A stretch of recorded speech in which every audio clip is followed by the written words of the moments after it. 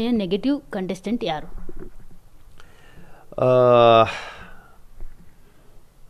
Negative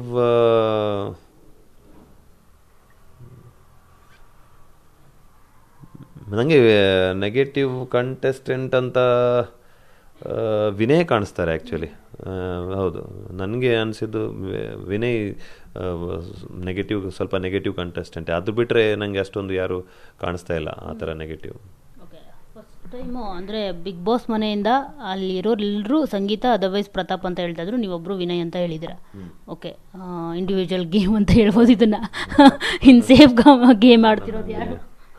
ಸಾರಿ, safe game. Safe game Pratap ಆಡ್ತಾ ಇದ್ದಾರೆ. Safe game ಅವರವರ ಇದರಲ್ಲೇ ಆಟ ಆಡ್ಕೊಂಡು ಬಂದಿದ್ದಾರೆ ಪ್ರತಾಪು. ಆಮೇಲೆ ತುಕಾಲಿ ಅವರು ಸೇಫ್ ಗೇಮ್ ಆಡ್ತಾ ಇದ್ದಾರೆ.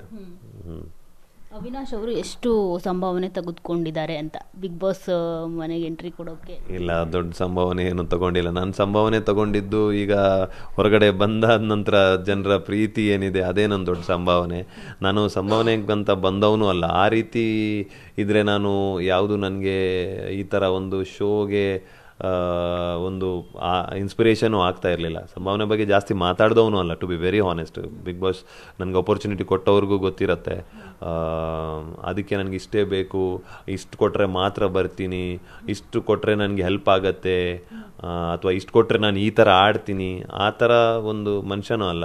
ಸೊ ನನ್ನ ಕಮಿಟ್ಮೆಂಟಿಗೆ ಏನಿದೆ, ನನ್ನ ಕಮಿಟ್ಮೆಂಟಿಗೆ ನಾನು ಒಬ್ಬ ಒಂದು ದೊಡ್ಡ ಇದರಿಂದ ಬಂದು ಕುಬೇರನ ಮಗ ಏನೂ ಅಲ್ಲ. ನಾನು ಒಂದು ಹಾರ್ಡ್ ವರ್ಕಿಂಗ್ ಫ್ಯಾಮಿಲಿಯಿಂದ ಬಂದವನೇ. ಸೊ ನನ್ನ ಮಂತ್ಲಿ ಕಮಿಟ್ಮೆಂಟಿಗೆ ಏನು ಕಷ್ಟ ಇರುತ್ತೆ ಅದನ್ನ ಹೇಳ್ಕೊಂಡಿದ್ದೀನಿ. ಅದಕ್ಕೆ ಸ್ಪಂದಿಸಿ ಒಂದು ಅಮೌಂಟನ್ನು ಕೊಟ್ಟಿದ್ದಾರೆ, ರೆಸ್ಪೆಕ್ಟಾಗಿ ತೊಗೊಂಡಿದ್ದೀನಿ.